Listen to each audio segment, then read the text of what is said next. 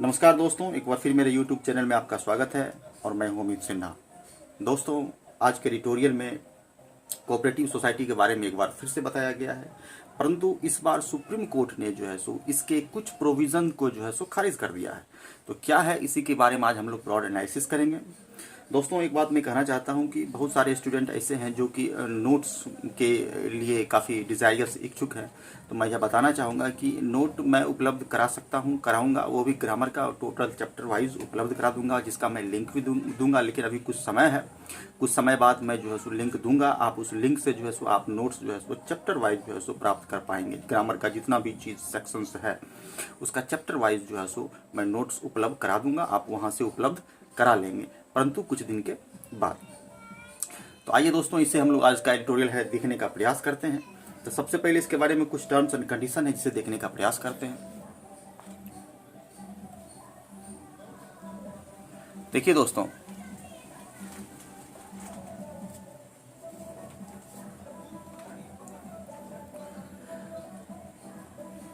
Ninety seventh constitutional amendment का चर्चा इसमें किया गया है। इस अमेंडमेंट के बारे में कहा जाता है कि 2011 में इसी यह पास हुआ था और 2012 में यानी 2012 में इसको इनेक्ट किया गया था, यानी लागू किया गया था।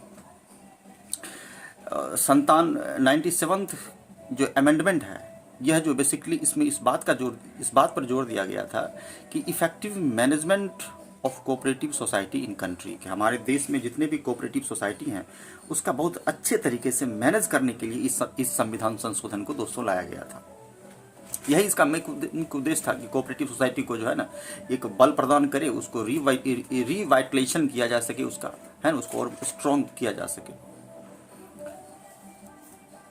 जैसा कि आपको मैं पिछले वीडियो में भी बताया हूँ कि कोऑपरेटिव सोसाइटी जो है सो एक समूह है, लोगों का ग्रुप है, इसको हम लोग कह सकते हैं कि वॉलंटरी एसोसिएशन ऑफ पर्सन्स है, यानी कि लोगों का ग्रुप है। इसका मुख्य उद्देश्य जो है सो समूह के लोगों का कल्याण करना होता है, for the welfare of the people for the welfare of the member of the people, यही इसका मोटिव होता है। दोस्तों, इसके बारे में मेंशन जो है सो स्टेट लिस्ट में किया गया है, यानी हमारे संविधान में जो 3 लिस्ट हैं, यानी स्टेट लिस्ट यानी राज्य list, state list, concurrent list जिसको हम लोग की समवर्ती सूची भी कहते हैं, और जो है सो एक केंद्र सूची यानी सेंट्रल सूची। यह 3 सूची है। तो अलग अलग विषयों पर जो है किसी पर केंद्र कानून बनाती है, किसी पर राज्य सरकार कानून बनाती है, और किसी पर दोनों मिलकर कानून बनाती है। तो यह जो है सो कोऑपरेटिव सोसाइटी पूरी तरीके से राज्य का विषय स्टेट लिस्ट का है, जिसका मेंशन आर्टिकल 43B के पार्ट 4 में किया गया, यानी भाग 4 के 43B में किया गया है इसका मेंशन। आज जो इसमें इसके बारे में बताया गया है कि इसको सुप्रीम कोर्ट ने स्ट्राइक डाउन कर दिया है। स्ट्राइक डाउन मीन्स खारिज कर दिया है इसमें जो कुछ प्रोविजंस को, यानी कि 97th कॉन्स्टिट्यूशनल अमेंडमेंट का कुछ ऐसा प्रावधान या जो नियम था उसको जो है सो सुप्रीम कोर्ट ने स्ट्राइक डाउन यानी खारिज कर दिया कि भाई ये ठीक नहीं है। क्यों ठीक नहीं है? सुप्रीम कोर्ट ने कहा है कि यह तो पूरी तरीके से राज्य का विषय है, it is a matter of state, राज्य का विषय है, और किसी भी तरह का यदि आप बदलाव लाते हैं या किसी भी तरह का चेंज लाते हैं तो any change require ratification of 1/2 यानी 50% ऑफ लेजिस्लेटिव, यानी कि लेजिस्लेटिव से, राज्य से जो है सो 1/2 यानी आधा आपको रेटिफिकेशन लेना पड़ेगा, यानी मंजूरी लेना पड़ेगा, इसको संपुष्टि भी कहते हैं, लेना पड़ेगा अकॉर्डिंग टू 368(2) के अकॉर्डिंग, यानी कि 368(2) के अनुसार से जो है सो आपको 1/2 यानी 50% जो है सो लेजिस्लेटिव का जो है सो आपको मंजूरी लेना पड़ेगा, तभी आप उसमें किसी तरह का चेंज कर सकते हैं। यही जो है सो सुप्रीम कोर्ट ने कहा है। तो यही दोस्तों आज का विषय है। तो आइए से हम लोग ब्रॉड एनालिसिस करते हैं, देखने का प्रयास करते हैं।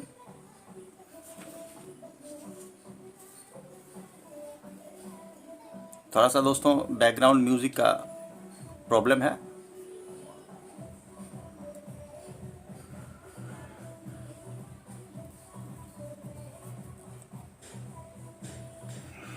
आइए हम लोग इसे देखने का प्रयास करते हैं। लिमिट्स ऑफ कोऑपरेशन, यानी कोऑपरेशन का लिमिट, कोऑपरेशन यानी जो सहकारिता संस्थाएं हैं, जो कोऑपरेटिव सोसाइटी है, लिमिट करना यानी उसके लिमिटेशन की बात है ना कि जो कोऑपरेशन है उसके लिमिट की बात है। On reforms in cooperative sector, यानी कि कोऑपरेटिव सेक्टर में जो रिफॉर्म है, कोऑपरेटिव सेक्टर तो पता ही है, सहकारी संस्थाएं, उसमें रिफॉर्म, रिफॉर्म का मतलब सुधार, यह दोस्तों इसका हेडिंग है।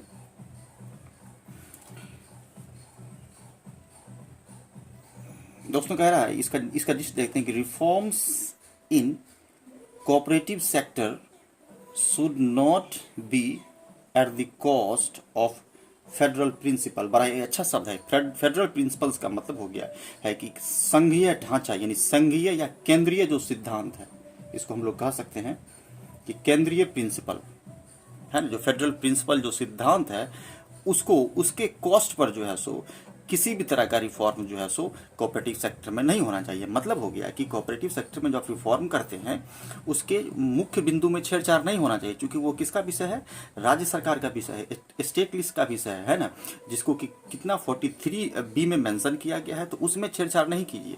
यही सुप्रीम कोर्ट का कहना है कि कोई चेंजिंग नहीं करना है, यानी जो संवैधानिक जो प्रिंसिपल है उसको छेड़छाड़ करते हुए आप काम कर सकते हैं, यानी छेड़छाड़ नहीं करते हुए आप काम कर सकते हैं।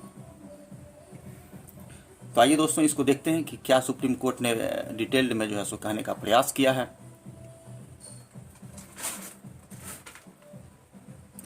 The cooperative movement certainly needs reform. बहुत ही अच्छा तरीके से कह रहा है कि कोऑपरेटिव मूवमेंट जो है, कोऑपरेटिव मूवमेंट का मतलब हो गया कि कोऑपरेटिव सोसाइटी को एक समाज के मुख्य धारा में लाने के लिए, मजबूत करने के लिए जो आपने मूवमेंट है, यानी कि उसको बढ़ाना है, वह उस सर्टेनली निश्चित रूप से नीड्स रिफॉर्म। जाहिर सी बात है कि रिफॉर्म की आवश्यकता है, क्योंकि हमारा कोऑपरेटिव सोसाइटी उतने अच्छे तरीके से इम्प्रूव नहीं कर रहा है।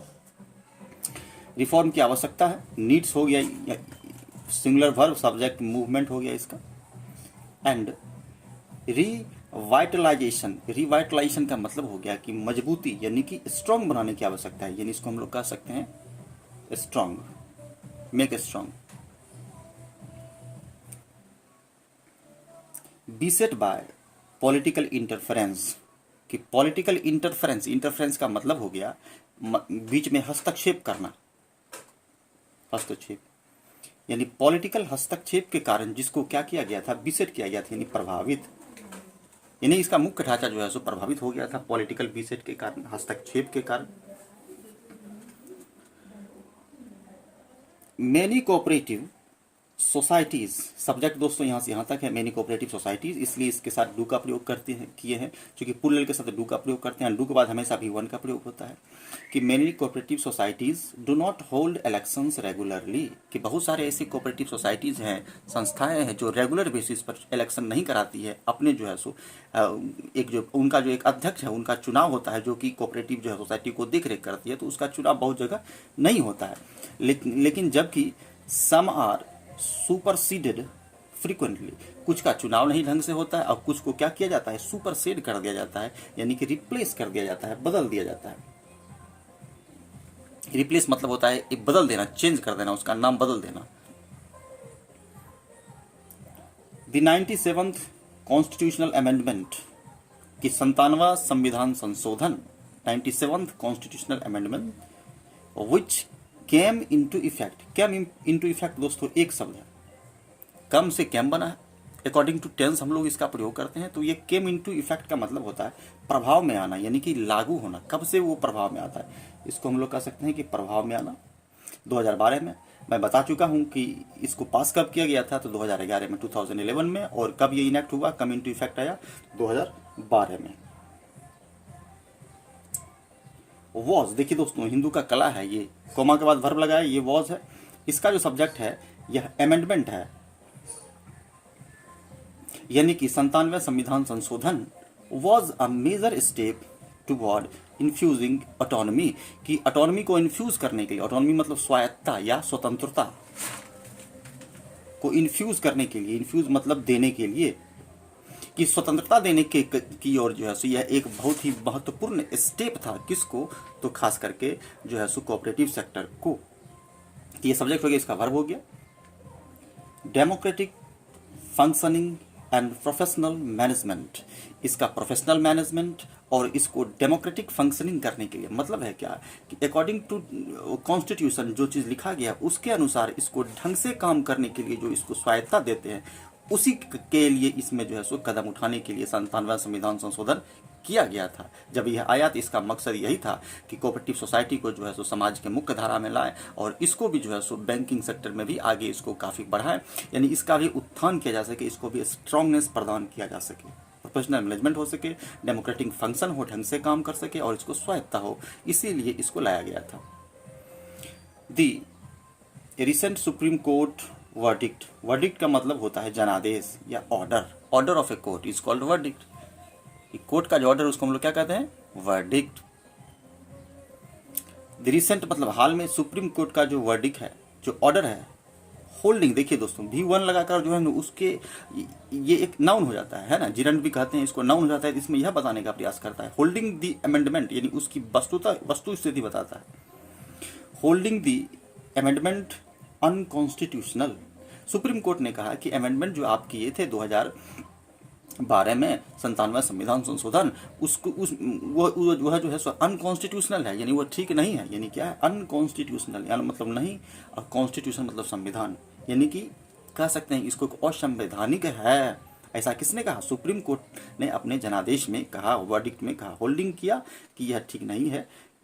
टू द एक्सटेंट, किस एक्सटेंट तक, एक्सटेंट मतलब दायरे तक, it applied to cooperative societies, कि कोऑपरेटिव सोसाइटी के दायरे में जब हम इसको अप्लाई करते हैं कोऑपरेटिव सोसाइटी के संदर्भ में, तो यह जो है सो अनकॉन्स्टिट्यूशनल है।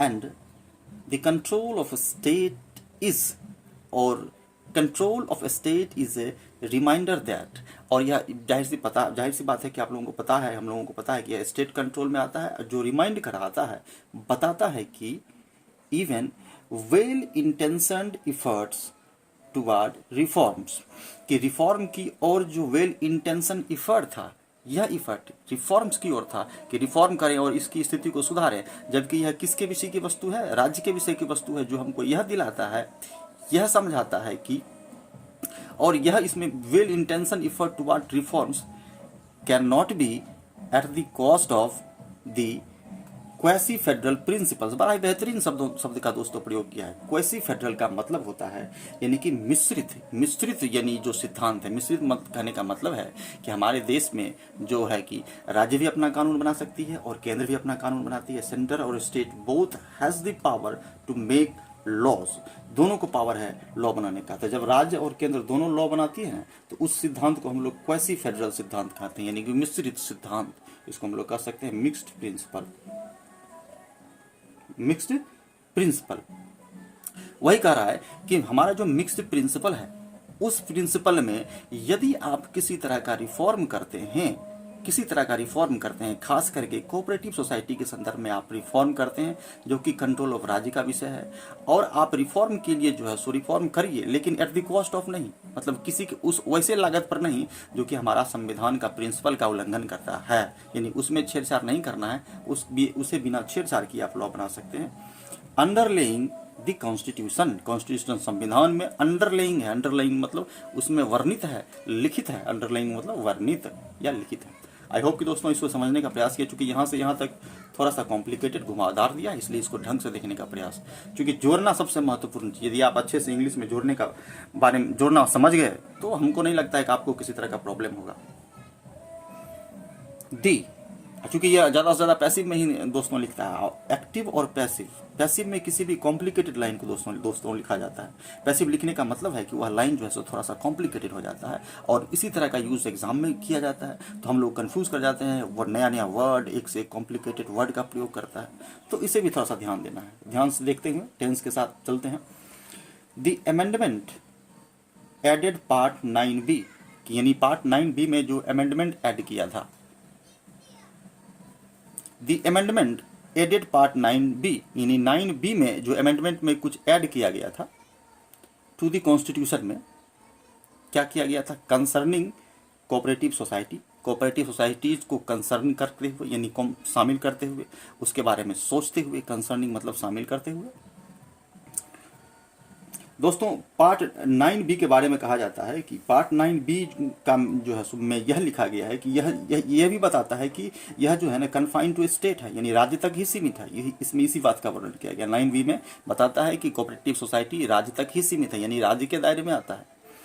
Part 9B delineated the counters of what state legislation on cooperative societies। बड़ा ही अच्छा लाइन दोस्तों कह रहा है, ध्यान से देखिएगा। 9B डेलिनिएट मतलब वर्णन करना, एक्सप्लेन करना, to explain something. The counter, counter का मतलब हो गया जो इसकी रूपरेखा है या जो शेप है, शेप भी कहते हैं या रूपरेखा।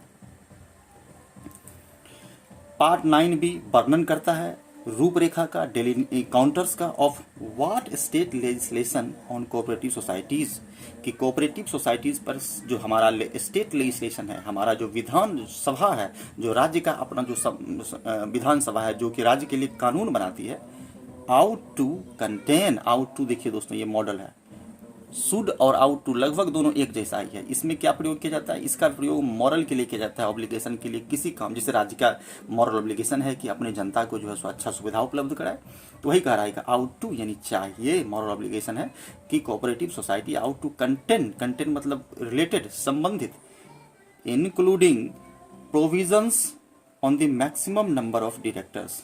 क्या करना चाहिए, प्रोविजन को, इस तरह का, किस तरह का प्रोविजन है, क्या प्रोविजन है कि maximum number of directors in each society, कि जितने भी सोसाइटी में है उनमें मैक्सिमम नंबर ऑफ यानी ज़्यादा से ज़्यादा डायरेक्टर जो है सो होना चाहिए उसको हैंडल करने के लिए, तभी तो वो अच्छे से ऑपरेट हो पाएगा।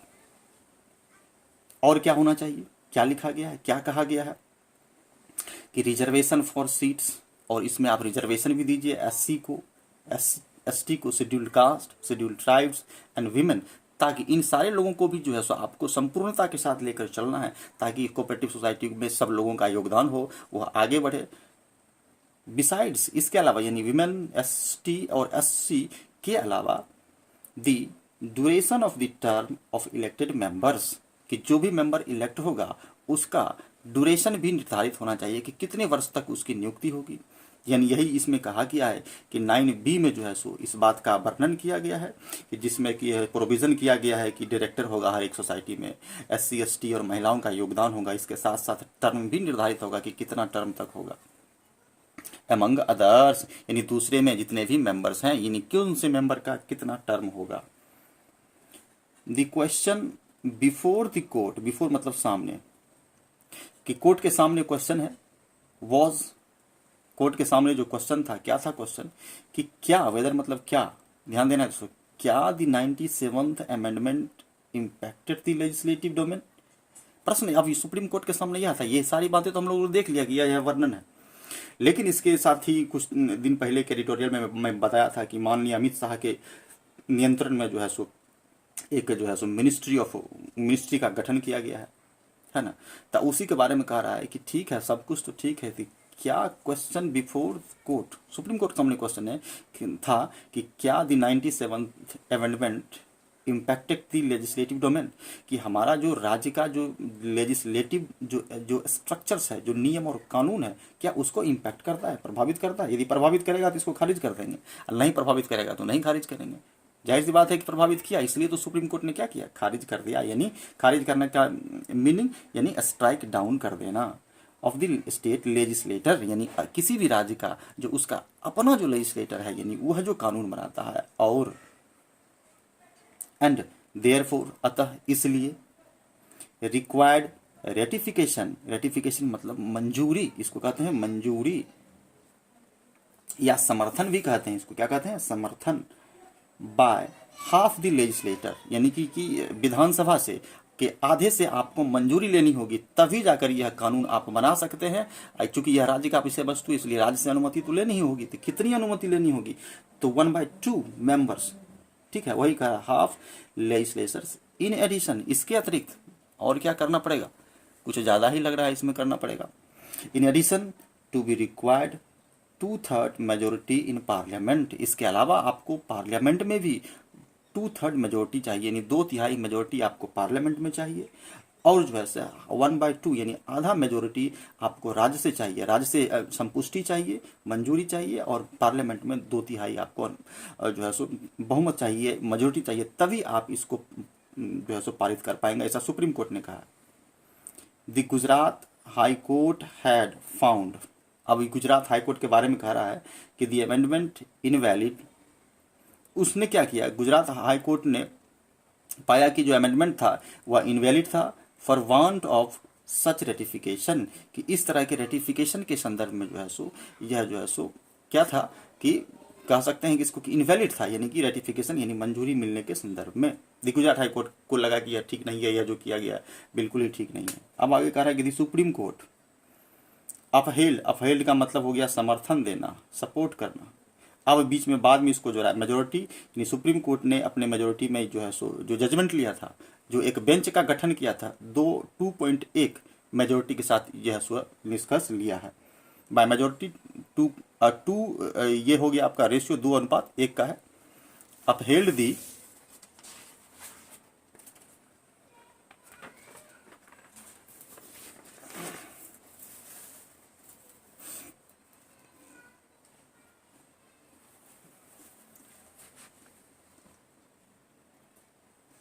upheld the judgment holding the amendment invalid, यानी कि अमेंडमेंट जो है सो इनवैलिड है, इसी को बात को जो है सो सपोर्ट करते हुए, यानी कि हमने क्या देखा कि जो गुजरात हाई कोर्ट है, गुजरात हाई कोर्ट ने भी उसको खारिज कर दिया कि नहीं ठीक नहीं है, ये इनवैलिड है, और इसी बात का समर्थन सुप्रीम कोर्ट भी कर दिया कि नहीं गुजरात हाई कोर्ट जो कह रही है वो बिल्कुल सही है, और सुप्रीम कोर्ट ने भी कहा कि यह जो है क्या है इनवैलिड है। वही कह रहा है कि supporting upheld the judgment holding the amendment invalid but plus minus वाला sentence only in relation to cooperatives under the states, यानी कि स्टेट्स के संदर्भ में जब हम कोऑपरेटिव सोसाइटी की बात करते हैं तब the elaborate amendment would hold good for multi state cooperative society. बड़ा ही अच्छा सब दोस्तों कह रहा है कि जो अमेंडमेंट किया गया था, एलैबोरेट मतलब होता है विस्तार से बताना, विस्तार से जो बताया गया है अमेंडमेंट में, है ना, वुड होल्ड गुड, यानी कि वह अमेंडमेंट किसके लिए अच्छा हो सकता है, वह उसके लिए अच्छा हो सकता है, होल्ड गुड फॉर मतलब के लिए, मल्टी स्टेट कोऑपरेटिव सोसाइटीज के लिए अच्छा हो सकता है, on which parliament was competent to enact law, यानी कि जिसमें पार्लियामेंट कॉम्पिटेंट है, यानी पार्लियामेंट में एबिलिटी है उसको लॉ बनाने का। यानी कि जब हम लोग मल्टी स्टेट कोऑपरेटिव सोसाइटी की बात करेंगे तो यह संविधान संशोधन वैलिड हो जाएगा, ठीक रहेगा, क्योंकि उसमें क्या हो जाएगा कि पार्लियामेंट सर्वोसर्वा हो जाएगी, वही कानून बना सकती है।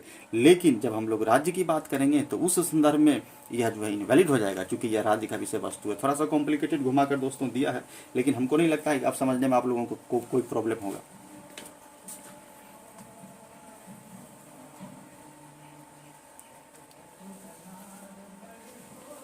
अब देखिए दोस्तों कह रहा है a significant limitation on parliaments amending power is the requirement that, बड़ा ही अच्छा यहाँ भी कह रहा है दोस्तों, देखिए हम लोग इसे जोड़ने का प्रयास करते हैं। सिग्निफिकेंट यानी शानदार, लिमिटेशन मतलब किसी को लिमिट करना, ऑन पार्लियामेंट्स अमेंडिंग पावर यानी कि पार्लियामेंट का जो अमेंडिंग पावर है, कि पार्लियामेंट के पास तो पावर है कि अमेंड करने का, संशोधन करने का, कोई भी कानून जो है सो संसद भवन में ही जो है सो संसद में ही जो है सो संशोधित होती है, उस पर नया कानून बनता है। तो वही कह रहा है कि उसका जो सिग्निफिकेंट लिमिटेशन है कि किस लिमिट तक कर सकती है। जैसे पार्लियामेंट को पावर है ना, हम जानते हैं, एज वी नो दैट, जैसा हम लोगों को पता है कि आर्टिकल 368 संविधान का जो आर्टिकल 368 है 368 के तहत संविधान को यानी पार्लियामेंट को पावर है कि जो वह जो है सो संशोधन कर सकती है किसी भी रूल में। लेकिन कुछ कुछ ऐसे रूल हैं जिसमें छेड़छाड़ नहीं किया जा सकता, जैसे हमारा जो राइट्स है, फंडामेंटल राइट्स है, तो उन सारी चीज़ों में कोई छेड़छाड़ नहीं किया जा सकता है। कोई भी गवर्नमेंट जाकर जो है चाह कर भी उस पर जो है छेड़छाड़ नहीं कर सकती। हाँ, सर्टेन कंडीशन में उसमें कुछ अलाउ हो सकता है। वही कह रहा है कि पार्लियामेंट का लिमिट, पार्लियामेंट भी कहीं कहीं रुक जाती है, वहाँ छेड़छाड़ नहीं कर सकती है। Is the requirement that certain kinds of amendments, यानी कि कुछ तरह के अमेंडमेंट जो है सो की रिक्वायरमेंट के संदर्भ में पार्लियामेंट भी स्थगित नहीं, स्टॉप हो जाती है, वहाँ भी उसका हाथ बंद जाता है, वह कुछ नहीं कर सकती है। To the constitution must be ratified by 50% of state legislature. सिर्फ जाहिर सी बात है कि 50% स्टेट लेजिस्लेटर का आपको रेक्टिफिकेशन मिलेगा, यानी मंजूरी मिलेगा, तब जाकर आप जो है सो इस संदर्भ में कोऑपरेटिव सोसाइटी के संदर्भ में जो है सो आप लॉ बना सकते हैं। और वैसे संदर्भ में भी जिसमें कि जो कि राज्य का विषय है और आप चाहते हैं कि कानून बनाए, तो आपको 50% जो है सो मंजूरी लेना पड़ेगा। आई होप कि आप लोग दोस्तों समझ रहे हैं। The union government believed that, कि यूनियन गवर्नमेंट, ये हमारा जो केंद्र सरकार है, है ना, जो बीजेपी गवर्नमेंट है इस समय, सब्जेक्ट के बाद V2 लगाया, बिलीव करती है कि as the subject of cooperative societies, कि कोऑपरेटिव सोसाइटीज का जहां तक शब्द है या मैटर है, in the state list was not altered in a way by 97th amendment. बड़ा ही अच्छा शब्द कह रहा है। जाहिर सी बात है कि सुप्रीम कोर्ट ने सरकार को कहा कि आप छेड़छाड़ नहीं कीजिए, तब सरकार अपना दलील देगी कि देखिए ना, हम ठीक जनता के कल्याण के लिए इसको लाए हैं, इसलिए इसको पास होने दीजिए। अब सरकार कहना चाह रही है कि विश्वास दिलाती है, सरकार कहती है कि यह तो स्टेट लिस्ट का विषय है, लेकिन इसमें किसी तरह का अल्टर नहीं किया, छेड़छाड़ नहीं किया गया है, कि 97th अमेंडमेंट में किसी तरह का छेड़छाड़ नहीं किया गया है ना। तो वही सरकार कहना चाहती है कि union government believe that the subject of cooperative society in the state list was not Altered, alter नहीं किया गया, यानी उसको बदला या चेंज नहीं किया गया है, not change in any way by 97th amendment, कि इसके हिसाब से बदला नहीं किया है, and that it only outlined guidelines. बड़ा ही बेहतरीन शब्द है, आउटलाइंड गाइडलाइंस। गाइडलाइंस मतलब दिशा निर्देश, आउटलाइन का मतलब बताना, इन डिस्क्रिप्शन देना, टू गिव डिस्क्रिप्शन यानी वर्णन। इसमें आउटलाइन वर्णित किया गया, बताया गया है, on any law on cooperatives, कि कोऑपरेटिव्स के बारे में, किसी भी कोऑपरेटिव्स के बारे में, यानी कोई भी लॉ है कोऑपरेटिव्स के अंदर में, उसके बारे में जो है सो बताया गया है। किसमें? तो 97th अमेंडमेंट में, जिसमें कि किसी तरह का छेड़छाड़ नहीं किया गया है। क्यों? चूंकि यह स्टेट लिस्ट का विषय है। यह किसने कहा है? तो यह सेंट्रल गवर्नमेंट ने कहा है, जिसने कि इस लॉ को लेकर आया था। दैट द असेंबलीज में इनेक्ट, जिसको कि असेंबली यानी कि राज्य सरकार यानी राज्य विधानसभा जिसको क्या करती है? लॉ करती है, इनेक्ट करती है। The ratification was not necessary. अब यहाँ पर कह रहा है कि इसके लिए रेटिफिकेशन की कोई जरूरत नहीं है, क्योंकि हमने इसमें कोई छेड़छाड़ ही नहीं किया है, तो काहे के लिए जो है सो मंजूरी लेंगे? ये जो है सो केंद्र सरकार का कहना है। मतलब the Indian government trying to convince the Supreme Court को कन्विंस करने का प्रयास कर रही है कि नहीं, बिल्कुल ठीक है, तो हम क्यों मंजूरी लें, रेटिफिकेशन लें, है ना। Enacted the ratification was not necessary, कि नेसेसरी नहीं था। A key principle from the judgement is that, की मतलब दोस्तों महत्वपूर्ण होता है, कि कोई चीज बहुत महत्वपूर्ण है तो हम लोग उसमें की का प्रयोग करते हैं। अ की प्रिंसिपल मतलब सिद्धांत, फ्रॉम द जजमेंट, कि जो जजमेंट आया, किस किस से जजमेंट आया? सुप्रीम कोर्ट से जजमेंट आया। इज दैट, इज का प्रयोग किया गया है प्रिंसिपल के लिए। ये देखिए दोस्तों, ये है इज, इसका जो सब्जेक्ट है प्रिंसिपल है, चूंकि ये इसके ठीक पहले ये प्रीपोजिशन है। इस तरह से भी हम लोग देखते हैं कि प्रिंसिपल इज दैट, क्या सिद्धांत है कि रेटिफिकेशन रिक्वायरमेंट, की रेटिफिकेशन की जो रिक्वायरमेंट है, यानी कि जो आप मंजूरी लेते हैं राज्य से, जो रेटिफिकेशन है उसकी क्या रिक्वायरमेंट है? Requirement will apply if there is any attempt to fetter the state legislature. बड़ा ही बेहतरीन लिख रहा है यहाँ पर भी, कि जब आप स्टेट लेजिस्लेटर, कि राज्य का जो लेजिस्लेटर है उसका जो, उसको आप यदि फीटर करने का प्रयास करते हैं, फीटर का मतलब होता है दोस्तों जंजीर, है ना, जंजीर में जकड़ना यानी फिटरिंग करना। तो वही कह रहा है कि आप उसको यदि लिमिट करने का प्रयास करते हैं, इसको कह सकते हैं जंजीर, बेरियां। इफ एनी अटेम्प्ट, तब जो है सो आपको उसकी आवश्यकता होगी, कि राज्य को आप सीमित करना चाहते हैं, तब राज्य से अनुमति लीजिए कि देखिए हम आपका कुछ जो है सो पर कतरना चाहते हैं, आपके कुछ अधिकार को काटना चाहते हैं, तो क्या आपकी मंजूरी है? तो राज्य कोई देगा? बिल्कुल भी नहीं देगा। लेकिन चूंकि केंद्र क्या है, हमारा देश में केंद्र जो है सो का ज़्यादा थोड़ा सा प्रभुत्व देखने को मिलता है, तो इस संदर्भ में जो है सो वो हो भी सकता है, तो राज्य की अनुमति आवश्यकता है। यही कहना चाह रहा है यहाँ पर, कि जब उस तरह का लगेगा तभी रेटिफिकेशन की आवश्यकता है। यह किसका कहा गया है? तो सुप्रीम कोर्ट ने ऐसा कहा है। In any way while enacting law in their own domain, कि जब खुद के डोमेन में लागू करना है तो आपको क्या करना पड़ेगा? कि जो है सो राज्य से अनुमति लेनी पड़ेगी। वही कह रहा है कि in any way while enacting a law in their own domain, जब उसके ओन डोमेन का मतलब क्षेत्र में, है ना। तो यही कि एक की प्रिंसिपल आया है। Even if there is no attempt to, बस हो गया दोस्तों, समाप्त है ये। इवन इफ मतलब हालांकि there is no attempt to alter the distribution of legislative power, कि लेजिस्लेटिव जो पावर है का जो डिस्ट्रीब्यूशन है, कि पावर जो बांटा गया, लेजिस्लेटिव पावर बांटा गया है, उसको ऑल्टर करना है, यानी उसको चेंज करने का कोई प्रयास नहीं है। हालांकि यहाँ कोई प्रयास नहीं है between the union and states, है ना, कि यूनियन, केंद्र और राज्य में जो पावर का जो डिस्ट्रीब्यूशन है उसको चेंज करने का कोई प्रयास नहीं है। यानी कि सुप्रीम कोर्ट तो एक प्रकार का रक्षक का रूप में काम करती है, इसलिए इनको कहा भी गया है कि यह क्या है, हमारे संविधान का रक्षक भी है सुप्रीम कोर्ट। किसी तरह का सरकार, जो भी सरकार बनती है, यदि छेड़छाड़ करती है तो सुप्रीम कोर्ट क्या करती है, रक्षा करती है। हालांकि in the absence of ratification by states, कि स्टेट के द्वारा रेटिफिकेशन क्या एब्सेंस हो जाता है, इन द एब्सेंस ऑफ मतलब कि कमी में, यदि राज्य जो है सो अनुमति नहीं देती है तब क्या होगा। थस मतलब हालांकि, यद्यपि, the amendment that sought to prescribe the outlines of state laws, कि जो स्टेट का जो लॉज है, कानून है, उसको जो आउटलाइंस किया गया, उसका जो वर्णन किया गया है ना। प्रिस्क्राइब का मतलब भी होता है वर्णन करना, नसीहत देना। सीक से साउट बना है ना, सीक मतलब इच्छुक होता है। वही कह रहा है कि the amendment that seeks sought to prescribe, कि अमेंडमेंट में जो प्रिस्क्राइब किया गया है the outline of state laws के बारे में, स्टेट का क्या लॉज है ऑन ए स्टेट सब्जेक्ट के बारे में, did not pass constitutional muster. बड़ा ही अच्छा शब्द है मस्टर। मस्टर मतलब सपोर्ट जुटाना, इसको कहते हैं कि सपोर्ट जुटाना, सपोर्ट जुटाना या मेजोरिटी जुटाना। तो उसके लिए कॉन्स्टिट्यूशनल जो है मस्टर या सपोर्ट की जुटाने की आवश्यकता बिल्कुल भी नहीं है।